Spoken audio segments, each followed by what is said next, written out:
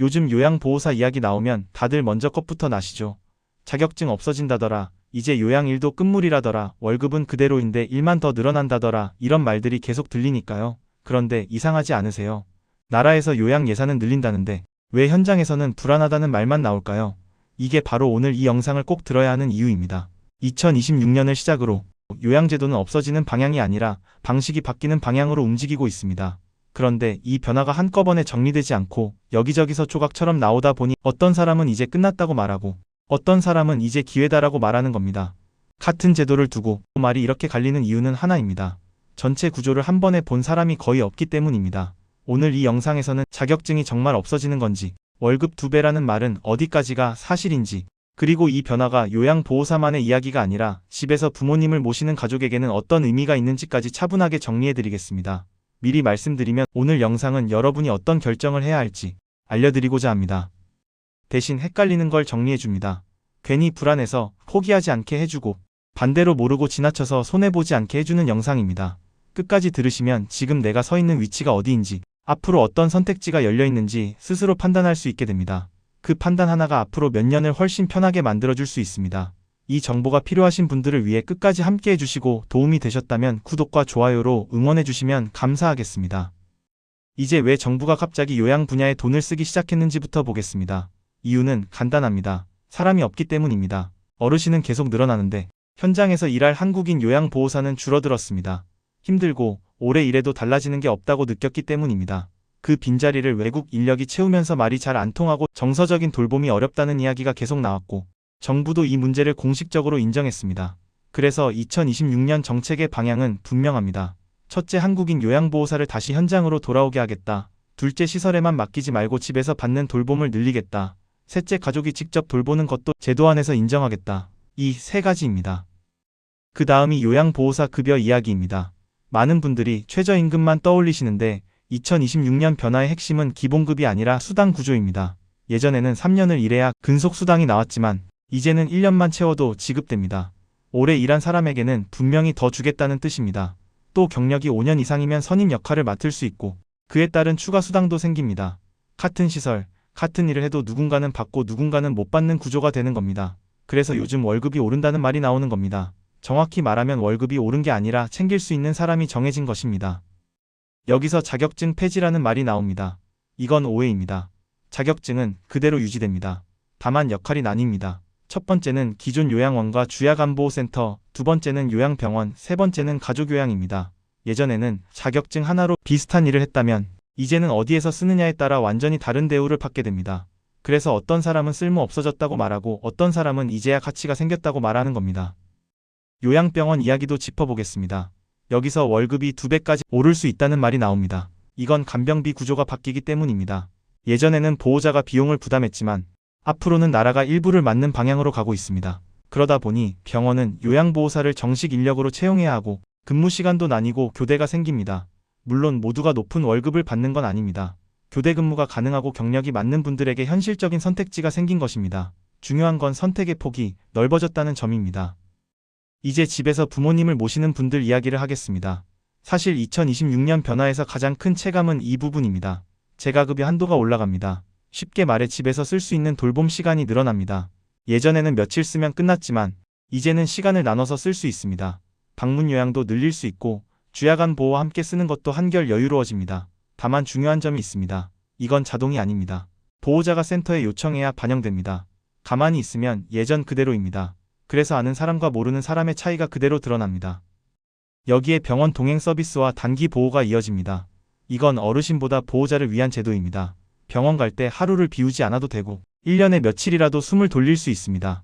돌봄은 하루 이틀이 아니라 몇 년을 가는 일이기 때문에 보호자가 먼저 무너지지 않게 하는 장치가 필요합니다. 마지막으로 가족요양입니다. 가족요양은 누구나 되는 제도가 아닙니다.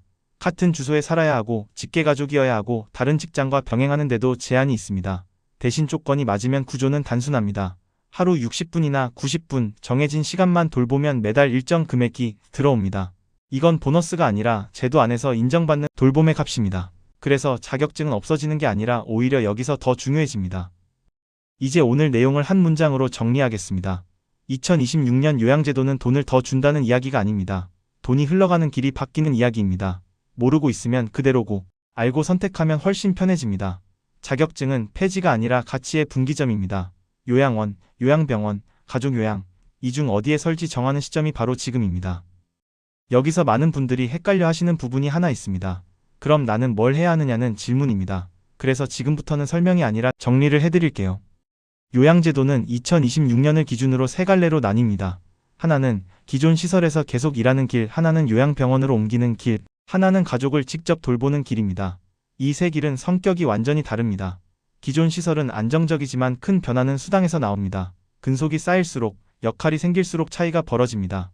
요양병원은 근무 조건이 맞는 사람에게만 유리합니다. 교대가 가능해야 하고 생활 리듬을 바꿀 수 있어야 합니다. 대신 급여 구조는 명확합니다.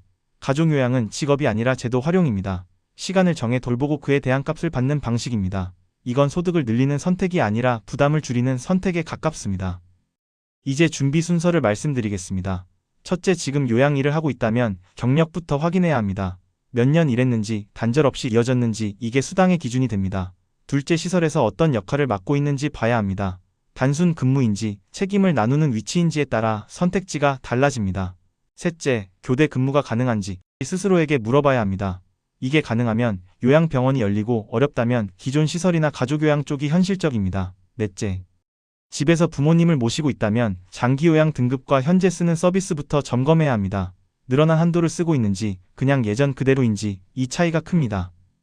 여기서 중요한 사실 하나만 더 말씀드리겠습니다. 요양제도는 한번 정해두면 끝나는 제도가 아닙니다. 매년 기준이 조금씩 바뀌고 지역마다 적용 속도도 다릅니다. 그래서 가장 위험한 선택은 남들 하는 대로 그냥 두는 것입니다. 제일 안전한 선택은 지금 상황을 한번 점검해 보는 것입니다. 이건 돈 이야기가 아니라 생활 이야기입니다. 일을 계속할지, 줄일지, 방향을 바꿀지, 가족에게 어떤 도움을 줄지, 이 모든 판단의 기준이 여기서 나옵니다. 그리고 마지막으로 꼭 짚고 넘어갈 점이 있습니다. 요양제도는 혜택이 아니라 권리입니다. 자격이 되는데 신청하지 않으면 없는 것과 같습니다. 요청하지 않으면 바뀌지 않습니다. 확인하지 않으면 넘어갑니다. 그래서 이 시점에 필요한 건 공부가 아니라 점검입니다. 내가 서 있는 위치가 어디인지, 내가 갈 수 있는 길이 무엇인지, 그걸 아는 사람만 다음으로 움직일 수 있습니다. 지금부터는 지금까지 내용을 정리해드리겠습니다. 2026년 요양은 불안해할 이유가 있는 해가 아닙니다. 다만 아무 생각 없이 지나가면 손해가 되는 해입니다. 제도가 바뀌는 시기는 늘 혼란스럽지만 알고 나면 선택은 단순해집니다. 오늘 들은 내용 중에서 하나만이라도 내 상황에 대입해 보시기 바랍니다. 그 한 가지가 앞으로 몇 년을 훨씬 편하게 만들어줄 수 있습니다. 이 영상이 그런 기준점이 되었으면 좋겠습니다. 지금부터는 행동으로 옮길 수 있게 딱 정리하겠습니다. 이 영상에서 얻어가셔야 할 건 세 가지입니다. 첫째, 요양보호사 자격증은 사라지지 않습니다. 다만 쓰임이 나뉘었고 그에 따라 대우가 달라졌습니다.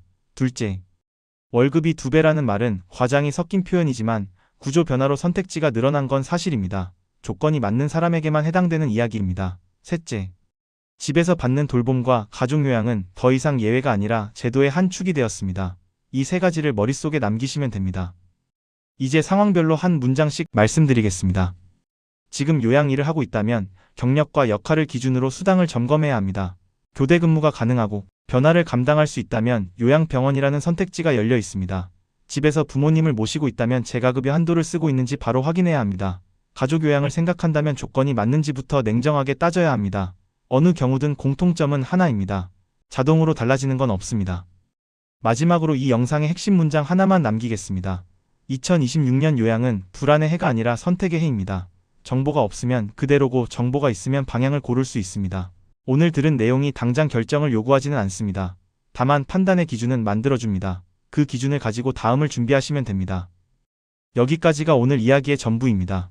도움이 되셨다면 같은 고민을 하고 있을 분들과 나눠주시고 앞으로도 이런 시니어 복지 정보가 필요하시면 구독과 좋아요 눌러주시면 감사하겠습니다. 여러분이 살아가시는데 더 나은 복지를 위해 저 또한 새로운 정보 꾸준히 가져오겠습니다. 언제나 여러분의 노후의 행복을 기원합니다. 감사합니다. 건강하세요.